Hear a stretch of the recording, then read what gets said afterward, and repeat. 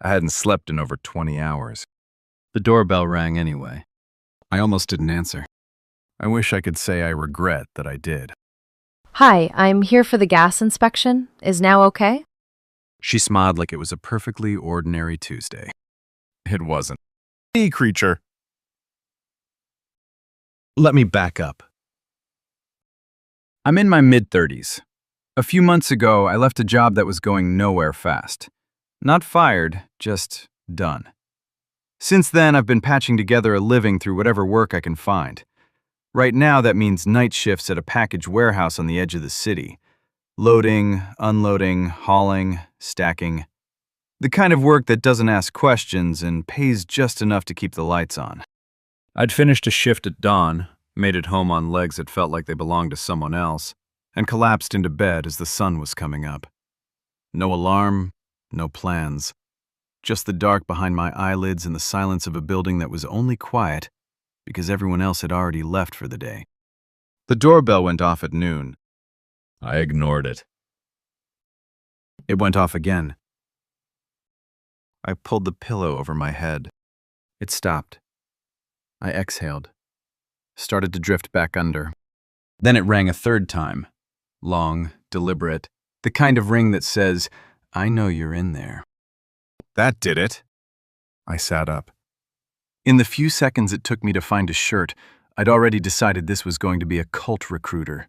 We'd had a run of them lately, organized, persistent, showing up in pairs with matching smiles and laminated pamphlets. I'd been polite twice. I was done being polite.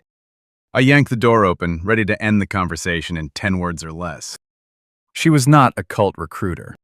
She was standing in the hallway with a clipboard and a company lanyard, and a look of mild surprise at my expression, which I can only imagine was not welcoming.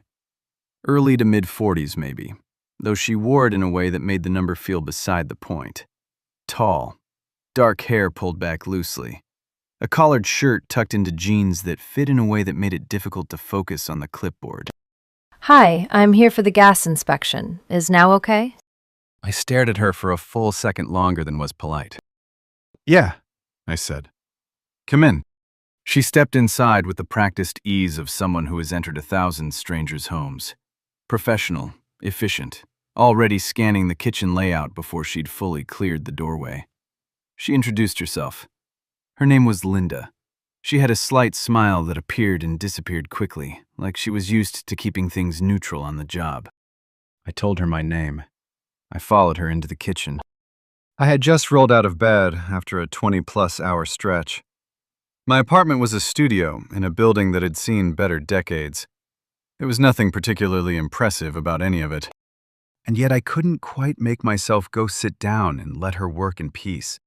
She moved through the kitchen methodically, checking connections, jotting notes, crouching to look at things near the floor. At some point, she turned to note something on her clipboard, and I caught myself staring in a way I'd have been embarrassed about if she'd looked up a second earlier. I hadn't been around a woman in, honestly, longer than I wanted to admit. The night shifts didn't leave much room for a social life. Most days I saw the inside of the warehouse, the inside of the bus, and the inside of this apartment. Having Linda standing in my kitchen, doing her job like it was perfectly ordinary, felt slightly unreal. Like, she finished with the boiler and straightened up, which in that narrow space meant she was standing close enough that I could have reached out and touched her shoulder without fully extending my arm. She didn't step back. Neither did I. All clear back here, she said. Just the kitchen connection left and I'm done. We moved back inside. She made a note on the clipboard. I leaned against the counter and watched her check the final connection near the stove, and I thought about the way she'd said memorable, and the careful way she'd looked at me on the balcony. "Can I ask you something?" Sure. Do people actually... do they actually come at you? During inspections? She laughed, short, genuine. More than you'd think. I had one guy last month who opened the door with no shirt on, just standing there. Wouldn't put one on for the entire inspection. That's a choice. I had to change my route once because someone kept finding excuses to call in requests just to get me back to his building. I'm sorry, that's genuinely awful. It is what it is. She looked at me with that small, careful smile.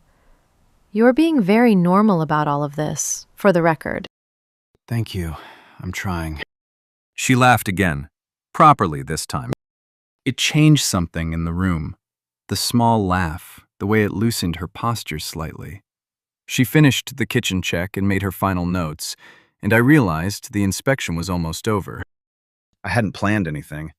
There was nothing to plan. She was here to do a job, she'd done it, and in approximately 60 seconds she was going to thank me, hand me a copy of the form, and walk out of my apartment. "You're really pretty," I said. She stopped writing, looked up at me. What? I'm sorry, I just thought I should say it. You're really pretty. I'm sure the guys who bother you aren't going to stop, but it's not because they're rude. It's because you're genuinely difficult to not notice. Her face went red, not angry, something else. She waved her hand dismissively. Oh, stop. I'm old. You're not old. I'm 8 years older than you. How do you know how old I am? You told me 10 minutes ago. I'd forgotten. 8 years is 8 years, she said. But she was smiling when she said it. The kind of smile people wear when they're pleased and trying not to show it too obviously. She tucked the clipboard under her arm. I should get going. I have more stops. Can I get your number? A pause. She looked at me for a moment, reading me the way she'd said she'd learned to do. Whatever she found, she apparently decided she was okay with it. Give me your phone. She typed her number in, handed it back, and said something about old ladies not being worth the trouble, laughing as she said it. And then I kissed her. I don't know exactly when I decided to. I don't think I decided. I just closed the distance between us and kissed her. And for about 3 seconds, she had her hand against my chest like she might push back. She didn't push back. Her hand moved from my chest to my shoulder, and she pulled me in. And we stood there in my kitchen doorway for somewhere between 5 minutes and the rest of the afternoon. I genuinely lost track. When we finally stopped, she was slightly out of breath, and her careful professional expression was completely gone. I have to go, she said. I have 4 more stops. Okay. I'm serious. I know. We'll talk later. She smoothed her hair back, picked up her clipboard from the counter where she'd set it down at some point. Later. She left. I stood in my kitchen for a long time after that, looking at the door she'd walked out of, feeling the particular disorienting sensation of something having happened that you hadn't seen coming. I checked my phone. Her name was in my contacts. I sat down on the couch and stared at the ceiling and thought about the husband she definitely had, and the job she definitely had to get back to, and the 8 years she'd mentioned like they were supposed to matter. I thought about all of that very carefully.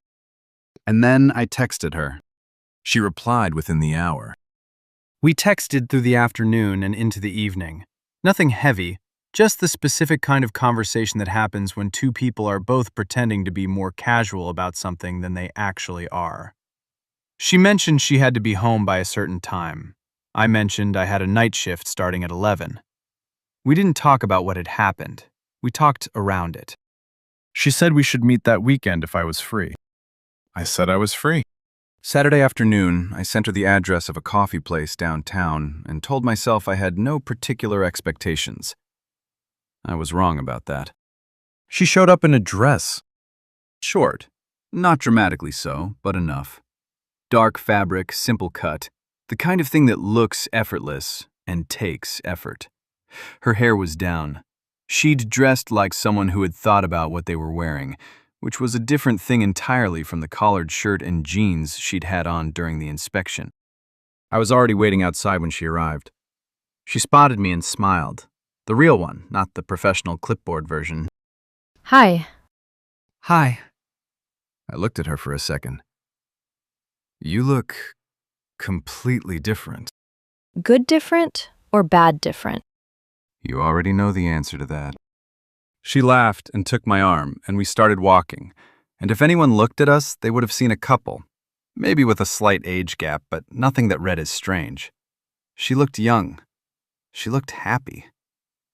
We walked around downtown for a while, found a place for dinner, sat across from each other at a small table, and talked more easily than I would have predicted. I kept thinking, she went home after this, and her husband was there. I kept pushing the thought back. She had 1 glass of wine with dinner. I had a beer. Afterward, without either of us suggesting it directly, we ended up at a convenience store buying 2 more cans and walking back toward my building. She knew where we were going. I knew where we were going. Neither of us said it out loud. Back in my apartment, we finished what we'd started in the kitchen doorway.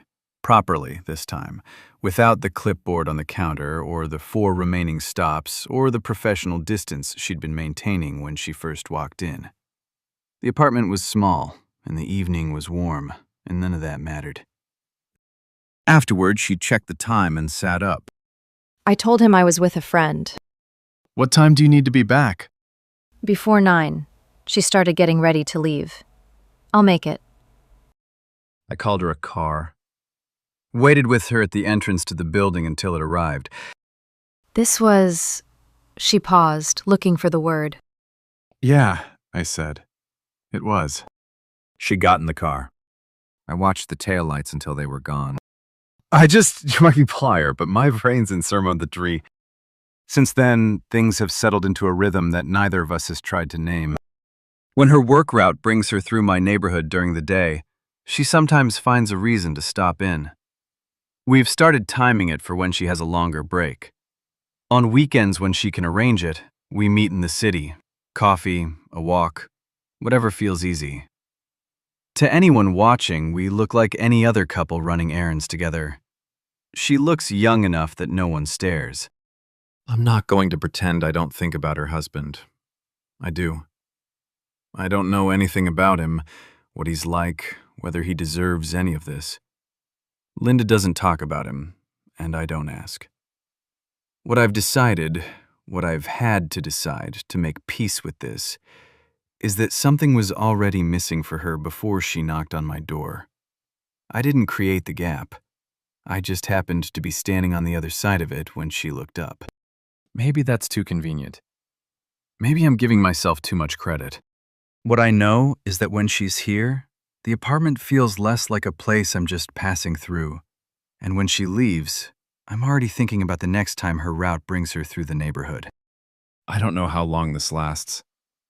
I don't think either of us is asking that question. For now, the answer is a little longer. That's where this story ends. Thank you for listening. If this one stayed with you, subscribe, leave a like, and turn on notifications. See you in the next one.